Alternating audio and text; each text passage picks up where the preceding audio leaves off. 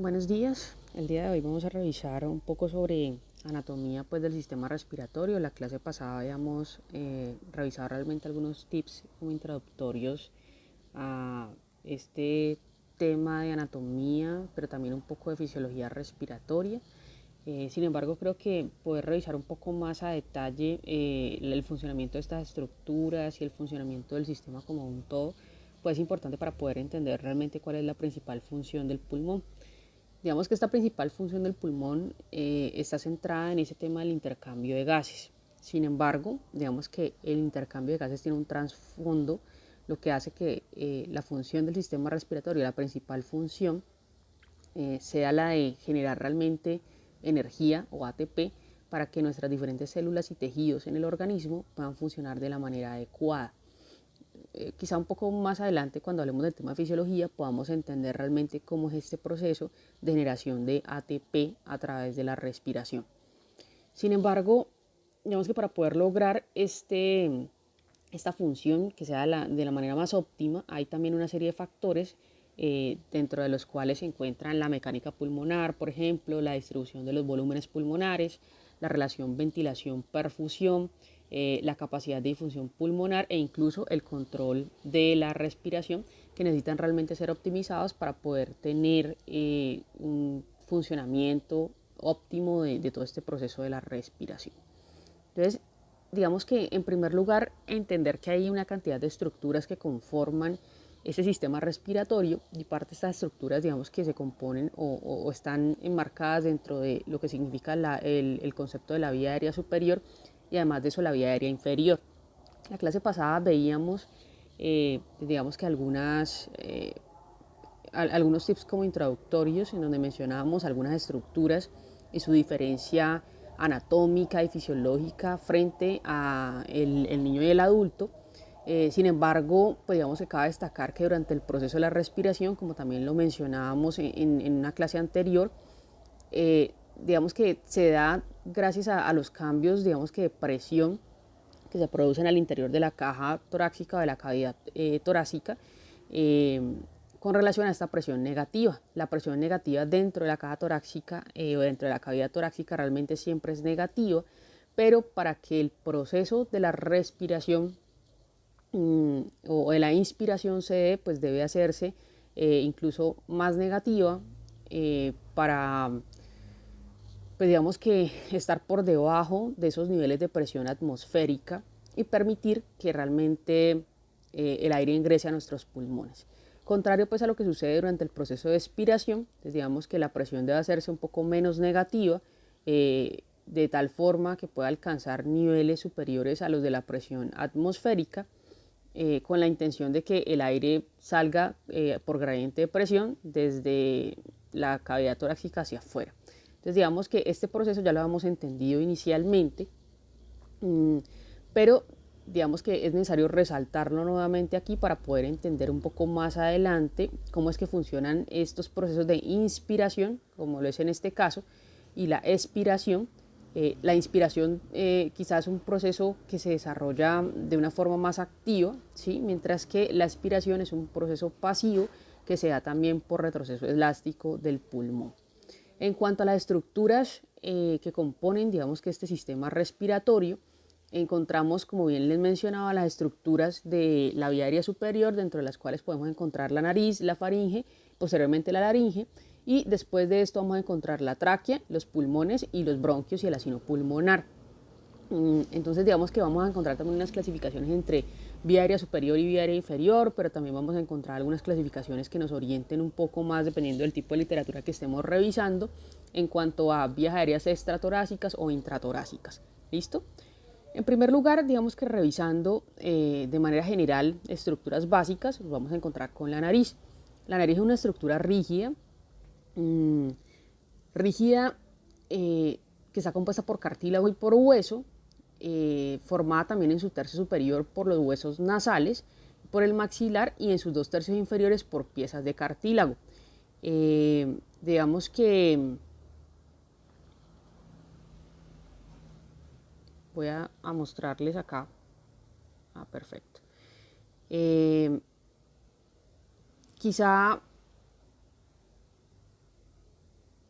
quizá, digamos que lo más importante es entender que, digamos que la nariz tiene como unas funciones principales dentro de todo este proceso del funcionamiento pues, de las estructuras y digamos que casi que se convierte como en el filtro de todo ese aire que nosotros inspiramos durante el proceso. De tal forma que digamos que hay un aspecto muy importante y es que tenemos dos fosas nasales, pero que cada fosa nasal se encuentra dividida a su vez en tres regiones. La primera región se denomina la región vestibular, que corresponde a la nariz y al cartílago septal. Esta región vestibular tiene un epitelio o está recubierta por un epitelio que es escamoso, que está pseudoestratificado y se encuentra en la primera línea de defensa de las vías aéreas superiores. Entonces estas, digamos que estructuras de la región vestibular se encargan de filtrar el aire que estamos inspirando. Por otro lado tenemos la región olfatoria, compuesta por el cornete superior y el cartílago septal, cuyo epitelio pues, es pseudoestratificado en forma de columna y es el responsable de la detección de olores. Adicionalmente tenemos la región respiratoria, en donde vamos a encontrar la presencia de los cornetes y de los meatos, superior, medio e inferior. Y digamos que esta región tiene una característica muy particular y es que existen unos vasos sanguíneos de una vasculatura muy delgada, pero digamos, que se pueden romper fácilmente además, pero digamos que además esta región respiratoria tiene una función muy importante y es el calentamiento del aire alrededor de los 32 centígrados y filtra también unas partículas de un calibre mayor a 5 micras. Entonces digamos que hasta aquí la nariz tendría tres funciones principales de humidificación, calentamiento del aire y además de eso de filtración. ¿Sí? Digamos que eso es lo que hace como fisiológico este proceso de la respiración. Adicional a eso tenemos la faringe. La faringe pues, es una estructura que se encuentra dividida en tres porciones. Entonces podemos tener una región denominada nasofaringe, una parte denominada orofaringe y la hipofaringe o laringofaringe. Entonces digamos que más adelante vamos a poder observar como en detalle más esta estructura de la faringe, pero digamos que tiene unas funciones muy particulares como son la conducción y la filtración de esos gases inspirados también, es decir, estas estructuras de la vía aérea superior casi que todas se convierten en filtro. Además de eso, esta faringe puede conducir alimentos y líquidos durante el proceso de la deglución, ¿sí? Los conduce, digamos que desde la faringe hacia el esófago y participa también como mecanismo de defensa. Y adicional a eso tiene una función particular también y es que iguala la presión del aire en el oído medio estando cerca de los meatos. Ahora bien, con respecto a la laringe, esa laringe es un órgano que está localizado entre la faringe también y la tráquea, más o menos en el adulto entre la tercera hasta la sexta vértebra cervical y se encuentra pues formada por cartílagos y ligamentos. Digamos que puede encontrarse 6 tipos de cartílagos o 6 cartílagos, algunos pares y otros impares. Entonces acá vamos a encontrar las aritenoides, los cartílagos corniculados, cuneiformes y tenemos otros cartílagos como la epiglotis, la tiroides y el cricoides. Entonces digamos que puede encontrarse formada por ligamentos también intrínsecos y extrínsecos y digamos que hay otra particularidad de esta estructura y es que tiene unas funciones de conducción del aire, de fonación porque en esta se encuentran las cuerdas vocales, pero además de mecanismo glótico, es decir, el cierre de la epiglotis es el que me va a proteger a la vía aérea inferior de que pasen otras sustancias que no deberían pasar hacia allá, como por ejemplo los alimentos o las bebidas que ingerimos, ¿sí? Con el cierre glótico, digamos que esto hace que, digamos que estos alimentos o estas bebidas que nosotros ingerimos pasen directamente hacia el esófago y que no haya riesgo de broncoaspiración. Entonces, digamos que ese mecanismo glótico debe estar intacto para poder proteger nuestra vía aérea. En esta imagen observamos, tal como lo habíamos visto en la clase pasada, la laringe a nivel del niño pequeño puede estar alrededor de C1, incluso desplazarse hasta C2 o C3, pero digamos que en el adulto ya podemos encontrarla a partir de C4, C5, incluso hasta vértebra cervical C6, por ejemplo. Adicional a eso, digamos que la laringe en el niño y en el adulto tiene una forma diferente.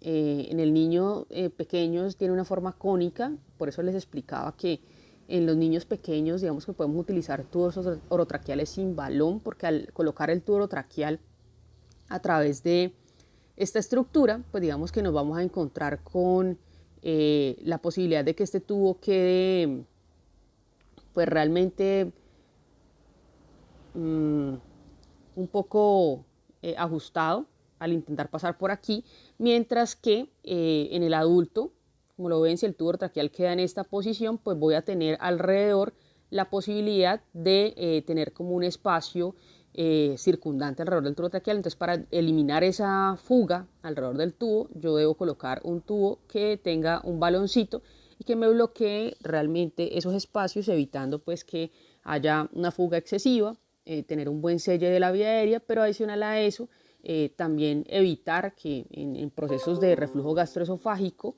esa comida pueda realmente regresarse. Recuerden que cuando yo tengo un tubo traqueal, pues digamos que ese mecanismo glótico no está óptimo porque el tubo está pasando por allí. Entonces evitar realmente que este paciente se me vaya a broncoaspirar con contenido gástrico.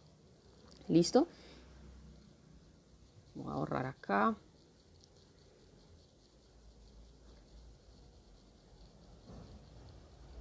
Bueno. Frente a los ligamentos intrínsecos y extrínsecos de la laringe no los vamos a revisar en este momento, digamos que de forma profunda, digamos que ahí quedan como algunos de los que se mencionan y empezamos a hacer como un descenso en cuanto a este tema de la vía aérea superior e inferior y empezamos a hacer como un proceso casi que de transición entre una y la otra. Para mí es importante, por ejemplo, entender cómo se encuentra formada la reja costal. Esta reja costal está formada por realmente 12 vértebras torácicas y 12 pares de costillas, el esternón y adicional a eso los cartílagos costales.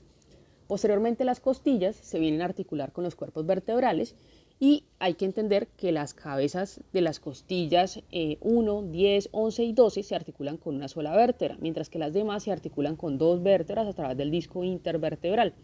Anteriormente, en una vista anterior, realmente pues las 7 primeras costillas se encuentran conectadas con el esternón, ahí las pueden contar ustedes, a través de los cartílagos costales y son llamadas también unas costillas verdaderas. Voy a abrir por aquí una flechita. Miren, estas de acá, estos son los cartílagos costales, ¿sí? Adicional a eso, pues tenemos 3, 4, 5, 6, como las primeras 7 vértebras, más o menos como hasta aquí, 7 costillas. Más o menos hasta aquí. Están, pues digamos que unidas con el esternón, ¿sí? Tenemos otras 5 que son denominadas costillas falsas, ya que no se unen directamente con el esternón. Y los cartílagos de las costillas 8, 9 y 10 se encuentran unidos al cartílago de la costilla superior y las costillas 11 y 12 se encuentran libres de forma en la parte anterior, por tanto se denominan también pues costillas falsas. El eje de rotación de las costillas cambia según su posición en la reja costal. Las superiores tienen un movimiento casi que de bomba con su extremo anterior y se mueven hacia arriba y hacia afuera. Mientras que las inferiores tienen un movimiento mucho más cuboidal, donde se mueven más lateralmente hacia arriba, pero bueno, un poco más lateral y hacia arriba realmente. Esta combinación de movimientos lo que permite es que la reja costal se expanda tanto anteroposteriormente como de forma lateral. Y en el momento del nacimiento, pues digamos que las costillas están compuestas en su mayoría por cartílago y se proyectan en un ángulo recto. Es por eso que en los niños encontramos esta reja costal o estas costillas realmente más horizontalizadas, lo cual digamos que disminuye también la eficiencia de esa mecánica respiratoria durante al menos los primeros 3 años de vida. En cuanto a los músculos de la respiración, pues hay que tener en cuenta varias situaciones. Lo primero es que los músculos esqueléticos están hechos también con fibras organizadas como unos cilindros elongados, que son completamente variables en longitud. Las fibras se afinan en los extremos donde se unen a los tendones. Y cada fibra muscular está cubierta con una delgada capa tubular que se conoce como sarcolema. Realmente este sarcolema es, pues, digamos que dentro del sarcolema nosotros podemos encontrar, o mejor dicho, estas fibras musculares se encuentran hechas de un número de miofibrillas, que son los componentes contráctiles activos de la fibra muscular. las cuales tienen a su vez, digamos que unas bandas alternantes y unas bandas alternantes oscuras y otras que se denominan bandas claras a lo largo de toda su longitud. Entonces, digamos que la unidad funcional o la unidad básica contráctil del músculo se denomina el sarcómero. Dentro del sarcómero nosotros vamos a encontrar unos filamentos, creo que esto ya lo habían revisado de pronto a través de fisiología del ejercicio, pero encontramos, digamos que unos filamentos gruesos de miosina, pero también otros filamentos delgados de actina. Y digamos que estos se traslapan, estos dos grupos de filamentos se traslapan, y esa contracción muscular ocurre realmente cuando se generan puentes cruzados entre esos filamentos de actina y miosina, permitiendo el deslizamiento de unos sobre otros. Estos puentes no son conexiones estáticas, son ciclos activos realmente. Y digamos que estos, pues realmente durante se dan pues, digamos, procesos de unión y desunión de estos filamentos durante la contracción, y el grado de acortamiento muscular está limitado por unos discos que evitan el mayor desplazamiento de los filamentos. Por otro lado, digamos que cuando se genera realmente todo este proceso de la contracción muscular, el potencial de acción se inicia en la membrana sarcolémica y viaja en ambas direcciones lejos de la unión mioneural. Este potencial de acción es una corriente iónica que se presenta por aumento de la conductancia del sodio y el potasio. Recuerden la bomba sodio-potasio de la que hablábamos hace unos días a través de la membrana. Este potencial también se disemina hacia el interior de la fibra muscular, causando pues también la liberación de calcio. Recuerden que el calcio es absolutamente importante para la contracción muscular. Se inicia entonces la contracción al unirse con la troponina y se libera actina y miosina de la influencia inhibitoria del complejo troponina-tropomiosina. Entonces, durante este proceso de contracción, el ATP se convierte en ADP y se libera la energía. La relajación, digamos que muscular, realmente ocurre como resultado del transporte activo de iones de calcio a los elementos longitudinales del retículo sarcoplásmico, revirtiendo todo este proceso que se dio de la contracción. Entonces, digamos que entender también, digamos que todo este proceso de la contracción muscular es absolutamente importante durante el proceso de la respiración. En cuanto a los músculos de la inspiración, el principal músculo inspiratorio es el diafragma. Sé que acá lo pueden observar claramente. Este diafragma se encuentra, pues digamos que aplanado, miren, durante el proceso de la inspiración, pero realmente, durante el proceso de la inspiración, pero si observan, por ejemplo, durante el proceso de la expiración, el diafragma asciende. Entonces, al ascender, ese ascenso se da, digamos que de forma pasiva. También hay unas variaciones no solamente al interior de la cavidad torácica, sino también de la cavidad abdominal. Cuando tenemos procesos de contracción, miren por ejemplo la posición de este diafragma, está mucho más abajo que el anterior. En este momento, digamos que estamos generando desplazamiento también de las estructuras abdominales hacia abajo, ¿sí? Y ese desplazamiento de esas estructuras abdominales, pues digamos que me condiciona también la posibilidad o me genera cambios a nivel de la presión intraabdominal, aunque en el caso, por ejemplo, de la expiración, en donde realmente esta cavidad abdominal o esta cavidad torácica, digamos que cambia, sus presiones realmente varían. El diafragma se encuentra, miren que en una posición mucho más alta o una posición casi como que de cúpula. Y el hecho de que este diafragma se encuentre en esta posición me hace pensar a mí que estas estructuras a nivel de la cavidad abdominal también han sufrido un cambio de presión. Digamos que ya no están presionadas por ese diafragma hacia abajo ni desplazadas, sino que se encuentran un poco más libres en la cavidad. Entonces es probable que la presión abdominal disminuya durante este proceso de la expiración, a no ser que yo deba realizar pues una expiración, digamos que de forma forzada, en la que necesite ayuda de estos músculos accesorios de estos músculos de la expiración y de la pared abdominal para generar el proceso de la expiración, porque por alguna razón mecánica o alguna patología de base yo no puedo hacerlo. ¿Listo? Entonces digamos que el diafragma realmente es el músculo más importante dentro de ese proceso de la inspiración, y muchos autores hablan acerca de las tres partes principales que lo componen.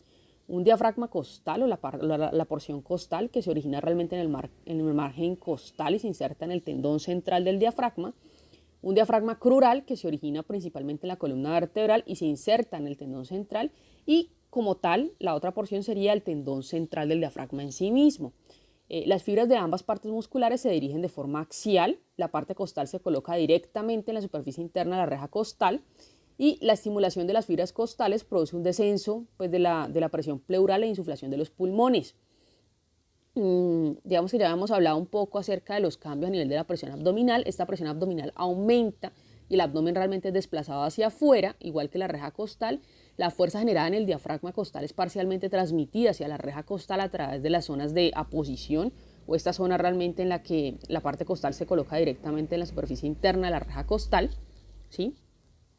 Y digamos que el resultado final es el desplazamiento de esa reja costal hacia arriba y hacia afuera. Entonces, la estimulación, por el contrario, de las fibras crurales causa una caída de la presión pleural y un aumento en la presión abdominal, desplazando hacia afuera la pared abdominal, pero sin desplazamiento de la reja costal. Digamos que esto es más o menos resumidamente lo que venía explicándolos acerca de los cambios de la presión intraabdominal.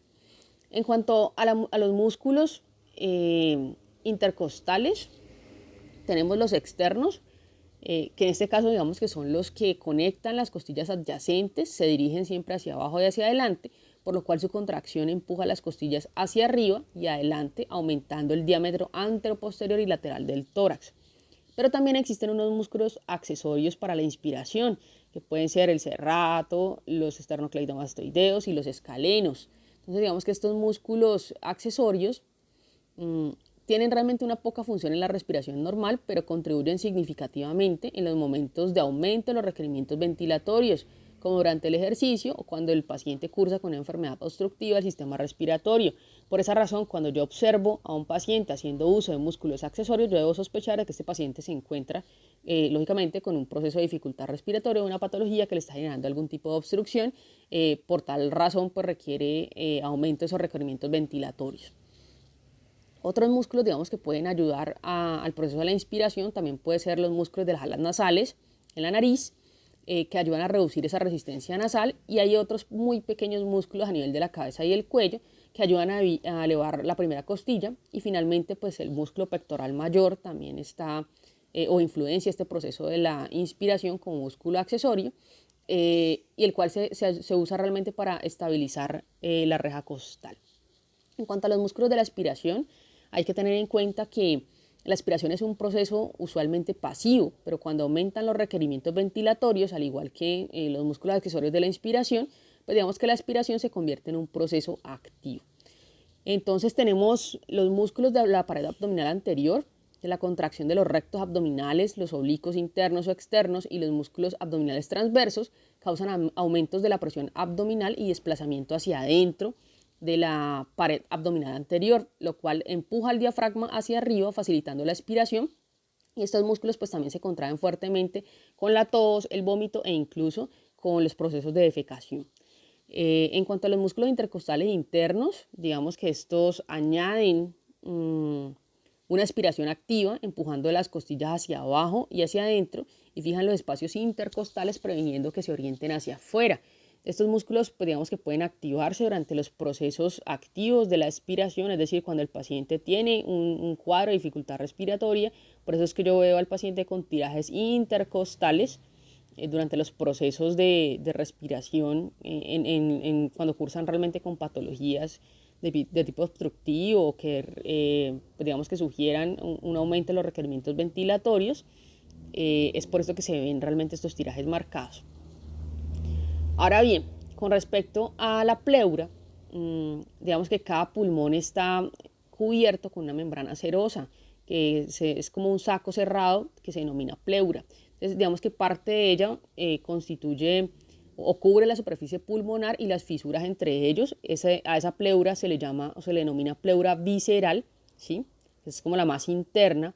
Y la más externa, digamos que se conecta o que cubre realmente la superficie interna de la pared torácica, gran parte del diafragma, y se refleja sobre el mediastino, se denomina pleura parietal. Entre esas dos capas como lo pueden ver aquí en la imagen del Zoom, por acá, realmente existe un espacio virtual llamado espacio pleural. Ese espacio es de 10 a 15 micromicras de ancho y contiene una pequeña cantidad de líquido. Ese espacio pleural acopla la pared torácica de los pulmones, evitando que el pulmón se colapse. Hay patologías en las que ese espacio pleural se encuentra lleno de líquido, ¿sí? O de otro tipo de sustancias, y quizá podamos verlo más adelante, pero lo normal es que ese espacio pleural, digamos que tenga una cantidad de líquido libre allí, lejos de bacterias y otro tipo pues, de situaciones que permiten el funcionamiento normal del pulmón durante estos procesos respiratorios y que evitan realmente que se colapsen las unidades alveolares o se reproduzca el colapso pulmonar. Con respecto ya al árbol traqueobronquial, que podemos encontrar que está formado, digamos que por vías aéreas cartilaginosas, como la tráquea y los bronquios, y también unas vías aéreas que no son cartilaginosas o membranosas, como los bronquiolos. Podemos encontrar dos tipos de vías diferentes, unas vías conductoras de aire y unas vías que pueden ser o pueden denominarse como vías aéreas de intercambio, e incluso alguna literatura menciona las vías aéreas de transición. Para algunos autores, digamos que este árbol traqueobronquial puede estar dividido en 25 generaciones que aparecen de forma sucesiva. Sin embargo, otros pueden mencionar que podemos tener alrededor de 23 o 24 generaciones del árbol traqueobronquial. Qué pena. Voy a acomodar acá. Listo. Respecto a la tráquea, acá en la tráquea podemos encontrar, la tráquea se denomina la generación 0. Esta, digamos que está compuesta por 16 a 20 cartílagos incompletos, se extiende desde el cartílago cricoides en la laringe a nivel de alrededor de la sexta vértebra cervical, más o menos quinta, sexta vértebra cervical, hasta la carina a nivel de la quinta vértebra dorsal. Tiene una medida entre 10 a 13 centímetros de largo y de 2 a 2,5 centímetros de diámetro. Acá podemos observar una imagen donde aparece la laringe. Como les mencionaba previamente, se encuentra, voy a ver si puedo colocarles aquí una flechita para que puedan observarlos. Un circulito. Miren, por ejemplo, acá en esta parte nosotros podemos encontrar las cuerdas vocales, que no son más que estos pliegues que nosotros encontramos en la laringe, ¿sí? Y digamos que a través del paso del aire, el paso del aire a través de estas, pues digamos que lo que genera son esos procesos vibratorios que generan la voz. Adicional a eso, desde esta laringe podemos observar también la tráquea con sus cartílagos. En esta parte superior encontramos también la epiglotis. O sea, el círculo está muy grande, es más o menos como esto, esa epiglotis, ¿sí? Adicional a esto, podemos observar, digamos, que la tráquea tiene una bifurcación. En este caso, a esa bifurcación le damos el nombre de carina. Está más o menos por acá.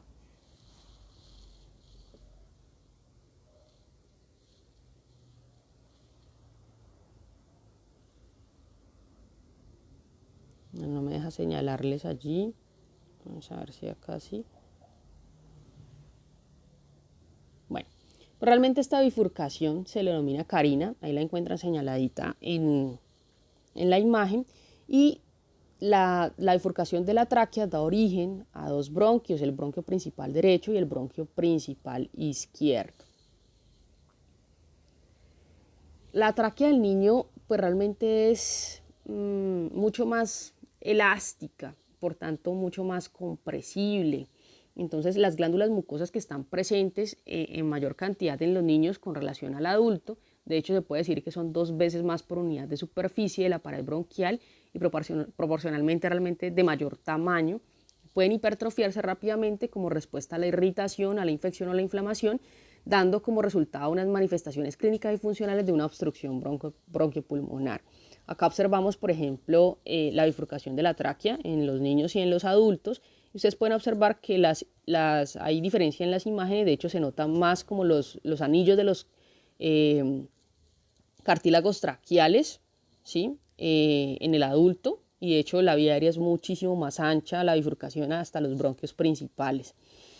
En los niños, digamos que la mucosa traqueobronquial es mucho más laxa y vascularizada y esto favorece un grado mayor de inflamación, como le explicaba ahorita, de reactividad, de producción de moco.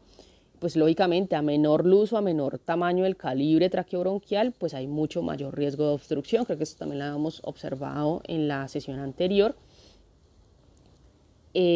Para el caso de los bronquios principales, estos bronquios se denominan la generación 1, poseen una porción extrapulmonar y otra intrapulmonar.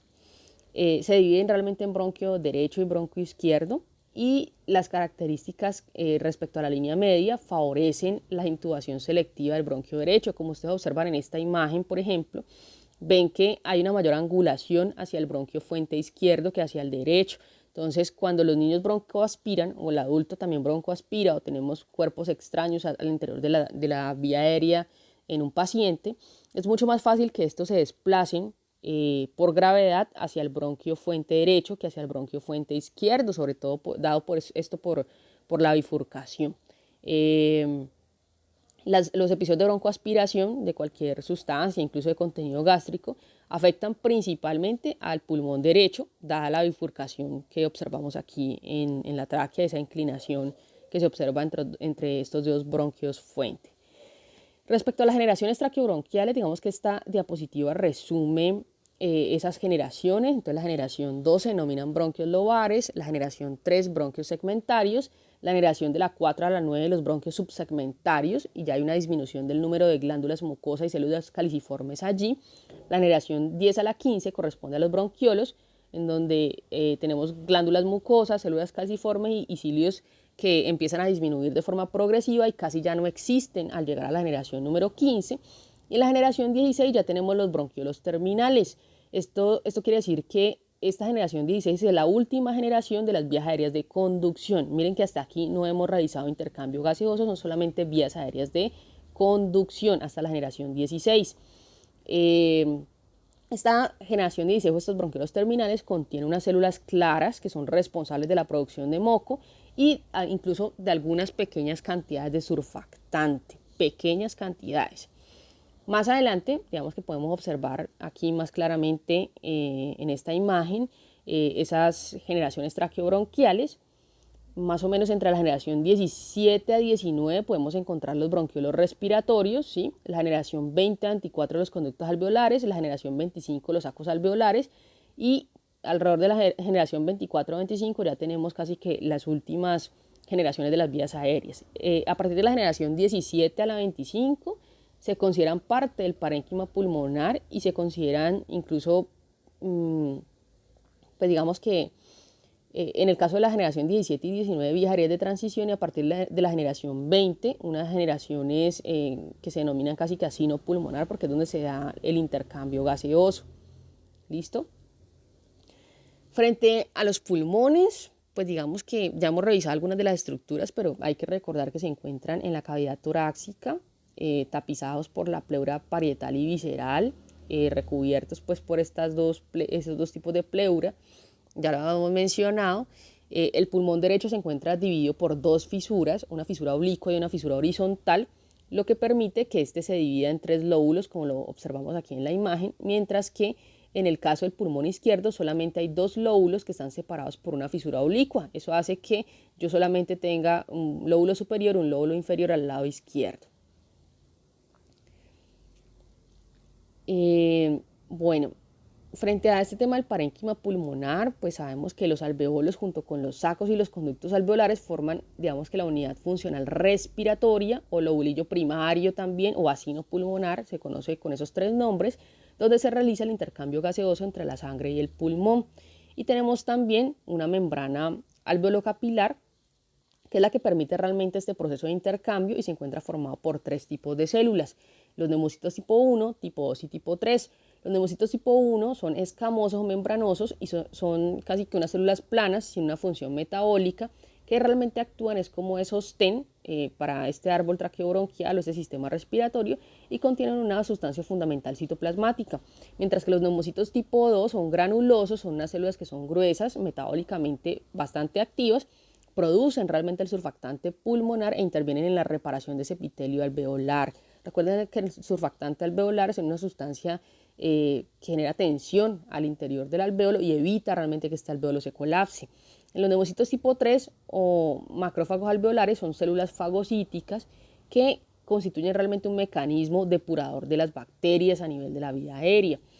Digamos que este epitelio alveolar en la membrana alveolo-capilar separa realmente el espacio intersticial del gas que se contiene en los alvéolos y pues se encuentra constituido por estos tipos de células, neumocitos tipo 1, tipo 2 y tipo 3. Acá aparece, digamos que como una división en cuanto al endotelio de la membrana alveolo-capilar. Entonces digamos que ese endotelio capilar realmente separa el espacio intravascular del intersticial, ¿sí? Acá veíamos el epitelio alveolar, ahora revisamos el endotelio capilar. Separa el espacio intravascular del intersticial y contiene unos poros pequeños a través de los cuales se produce el transporte pasivo de líquidos con restricción del escape de proteínas. Y el espacio intersticial, digamos que ya separa la membrana basal del epitelio alveolar del endotelio capilar. Entonces está entre el medio de estos dos endotelios. Se puede diferenciar por dos porciones, una delgada y una gruesa. La porción delgada del intersticio participa activamente en el intercambio gaseoso, mientras que esa porción gruesa lo que permite es que ese líquido intersticial se acomode, protegiendo todo este proceso de intercambio o permite el acúmulo de líquido en algunas ocasiones. Y finalmente el surfactante, que es el que reduce esa tensión superficial de los líquidos que recurren los alvéolos e impide, como les había mencionado, el colapso alveolar. Adicional a eso existen unos canales de comunicación bronquiales y alveolares, que son unas estructuras que sirven como vías para la ventilación colateral. Entonces, en el caso de las obstrucciones de las vías aéreas, si se obstruye, por ejemplo, un bronquio, existen estos canales que evitan que los demás alvéolos que están en esa región, por ejemplo, se colapsen. Por ejemplo, tenemos los poros de Kohn, son como canales intraalveolares, aperturas en las paredes alveolares que permiten el paso del gas entre alvéolos que están contiguos o alvéolo versus alvéolo de al lado. Los canales de Lambert, que son comunicaciones broncoalveolares que unen los bronquiolos respiratorios con bronquiolos terminales y otros espacios aéreos de las vías aéreas. Entonces, esos canales de Lambert serían comunicación bronquioalveolar. Mientras que tenemos otros que pueden ser denominados también como canales de Martin, que pues, realmente hacen que las unidades respiratorias terminales se comuniquen con otros conductos alveolares. Entonces puedo tener una comunicación bronquiolo-bronquiolo en el caso de los canales de Martin. Entonces, poros de Kohn, una comunicación, un canal intraalveolar, alvéolo-alvéolo, canales de Lambert, bronquio-alvéolo, y los canales de Martin, bronquiolo-bronquiolo. ¿Listo? Realmente esta ventilación colateral no existe en los niños pequeños, solamente hasta la edad de 6 años, digamos que ya encontramos la existencia de estos poros de Kohn. Antes de esto realmente es inexistente, y eso digamos que facilita en el niño la posibilidad de obstrucción, ¿sí?, de colapso de algunas unidades alveolares durante determinados procesos patológicos. Y adicionalmente, pues digamos que a partir de los 6 años digamos que empiezan a formarse, pero solamente hasta los 12 años ya están completamente formados. Eso pasa con los poros de Kohn, pero también con los canales de Lambert, ¿sí? Entonces digamos que en edades menores de 6 años realmente no vamos a encontrarlo, y solamente hasta la edad de 12 o 13 años vamos a encontrarlos, digamos que formados casi que por completo. En cuanto a la vía aérea, hay que recordar entonces que existen 3 reglas de desarrollo pulmonar también, y es que más o menos el árbol traqueobronquial se forma alrededor de la semana 16 de la vida intrauterina. Los alvéolos empiezan a desarrollar después del nacimiento, crecen en número hasta los 8 años y en tamaño con el desarrollo de la caja torácica hasta que llegamos a la edad adulta. Nacemos con más de 50 millones de alvéolos, pero estos pueden duplicarse en número, triplicarse a medida que va creciendo el niño, pues digamos que hasta la edad adulta. Y tenemos vasos preacinares antes del acino pulmonar, arterias y venas que siguen también el desarrollo de las vías respiratorias. Y los vasos intraacinares dentro del acino pulmonar, realmente estos vasos, digamos que siguen ese desarrollo también de los alvéolos. Entonces, si crecemos en número de alvéolos, también vamos a crecer en número de vasos intracinares, ¿sí? Si crecemos en número de vías respiratorias, bronquiolos y todo este tema y en tamaño, pues digamos que ese tamaño de los vasos preacinares o la cantidad de vasos paracinales que tengamos también va a incrementar de acuerdo con este mismo desarrollo pulmonar. Frente a la semana 16, pues digamos que en esta semana 16 ya el pulmón tiene 23 generaciones, ¿sí? Sin embargo, en la semana 25 de gestación, a nivel embriológico, el número de bronquios que contiene cartílago es el mismo hasta la edad adulta, pero digamos que solamente desde el momento del nacimiento empiezan a desarrollarse esos bronquios a nivel de longitud y a nivel de diámetro. Entonces, digamos que esto es importante para poder reconocerlo dentro de todo este proceso de anatomía respiratoria. Hasta aquí con este tema. Vamos a continuar con la siguiente presentación de fisiología respiratoria o generalidades de la fisiología respiratoria. Gracias.